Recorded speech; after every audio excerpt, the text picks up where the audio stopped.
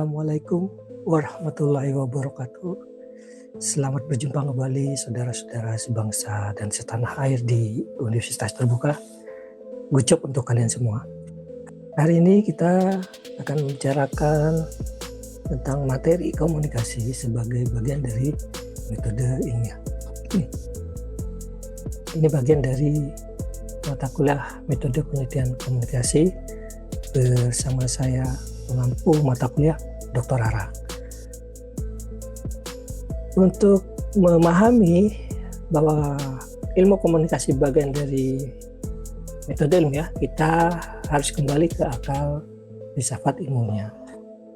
Nah, di dalam filsafat ilmu ada 3 hal yang dibicarakan. Ontologi, itu tentang hakikat, tentang ada. Pertanyaan dasarnya, apakah itu? Kemudian epistemologi itu mengetahui tentang ada.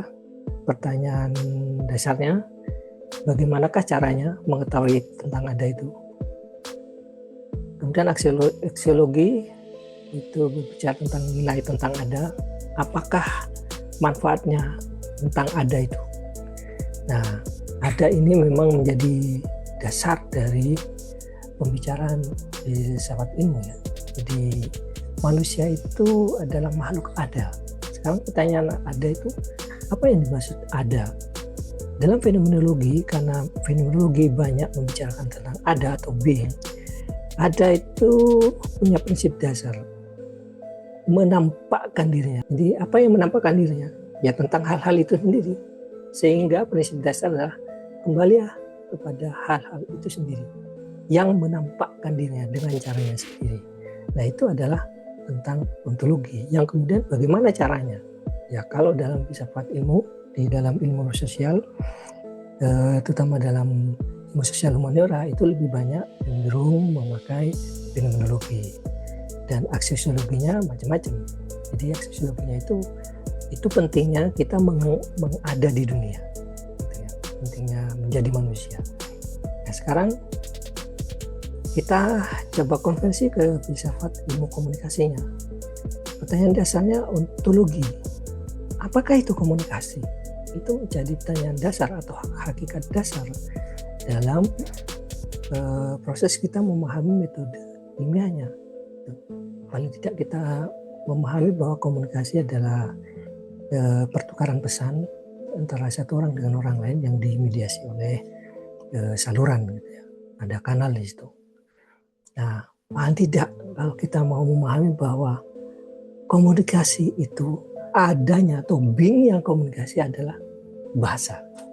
Jadi komunikasi bisa menampakkan dirinya sebagai bagian dari kajian ilmiah atau metode ilmiah ketika bahasa menjadi bagian dari subjek matternya, pokok bahasanya. Kan bahasanya macam-macam, bahasa visual, bahasa verbal, bahasa tulisan, bahasa isyarat, dan lain sebagainya. Itu dasar dari komunikasi. Kalau kita melihat fenomenologinya, bahasa itu adalah rumah ada. Tanpa bahasa kita tidak punya rumah. Tanpa bahasa kita tidak mengada menjadi manusia di dunia. Kira-kira begitu ya. Nah, sekarang kita masuk ke perintisnya. Ada 3 tokoh. Hart Laswell, dia punya teori yang terkenal tentang satu arah komunikasi, tentang who says what to whom in what channel with what effect. Jadi seorang mengatakan apa pada siapa dan apa efeknya, kira-kira itu. Kemudian Paul Lazarsfeld, dia punya teori tentang 2 arah komunikasi yang sangat terkenal. Teorinya sangat terkenal adalah people as media atau opinion leader. Jadi ini sangat bertolak belakang sekali dengan Lazarsfeld. Dan kemudian yang 3 ada Karl Hofland. Dia punya teori tentang multi arah komunikasi yang sangat terkenal, teorinya tentang persuasive communication effect. Nah, bagaimana ini bekerja? Ini kita menghadirkan para ilmuwan perintis ilmu komunikasi ini supaya kita mempunyai gambaran tentang pokok bahasan apa saja dalam ilmu komunikasi yang nantinya dapat kita teliti sebagai bagian dari proses penelitian ilmiah. Nah, kita lihat pokok bahasan komunikasi. 1, kita melihat tentang teori Laswell tadi, ada komunikatornya, penyampainya, kemudian ada apa yang dikatakan, ada pesannya, kemudian ada medianya, apa yang diterima, kemudian siapa penerimanya, kemudian bagaimana feedbacknya, timbal baliknya. Ini sangat satu arah sekali, Laswellian ya. Kemudian kita lihat ke pokok bahasa berkomunikasi yang dua, ini adalah yang disebut dengan Paul Laswell tadi, bahwa people as media atau opinion leader. Jadi ini menjadi dua arah, ada media massa yang sudah menyampaikan sebuah pesan, kemudian pesan itu kemudian disampaikan lagi kepada massa. Sampaikan pesan pada massa itu disebut dengan opinion leader, jadi pemimpin opini. Dan misalnya kebijakan pemerintah, siapa sih juru bicaranya, siapa tim suksesnya misalnya, yang menggunakan mass media apa, media massa apa, televisi kah, radio kah, koran, dan sebagainya. Nah, kemudian ini pokok bahasan berkomunikasi yang ketiga dari Karl Hoffman ya. Di modelnya itu lebih banyak melihat tidak hanya komunikatornya, tidak hanya isi pesannya, tapi juga efeknya pada audiennya.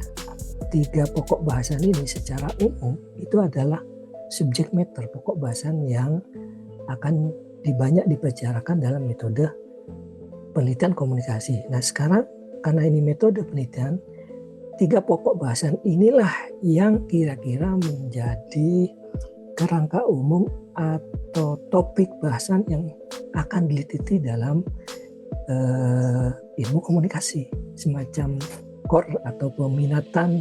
Tadi bisa melihat tentang satu arah, misalnya percakapan satu orang dengan orang yang lain, itu Laswellian, atau misalnya tentang opinion leader atau media massa yang memberikan pesan, kemudian juru bicara kebijakan menyampaikan kepada massa, bisa pakai model Laswellian, atau pakai Hoffman, model komunikasi tentang mediumnya dan efeknya. Saya pakai apakah itu radio atau media sosial atau televisi, ada media massa, ya. Ada argumennya, apakah menciptakan kepercayaan pada audiennya, apakah menjadi kritik atau menjadi semacam hegemonik yang menerima atau menjadi kontestasi gitu. Nah, banyak sekali ragam metode penelitian ilmu sosial yang bisa dipakai atau digunakan dalam meneliti subjek matter atau pokok bahasan dalam ilmu komunikasi. Bisa pakai kuantitatif atau kualitatif. Dan biasanya ragamnya yang sangat banyak itu sangat beragam itu di kualitatif. Bisa fenomenologi, studi kasus, semiotika, analisis wacana, genealogi, dan lain sebagainya. Terima kasih, demikian yang bisa saya sampaikan.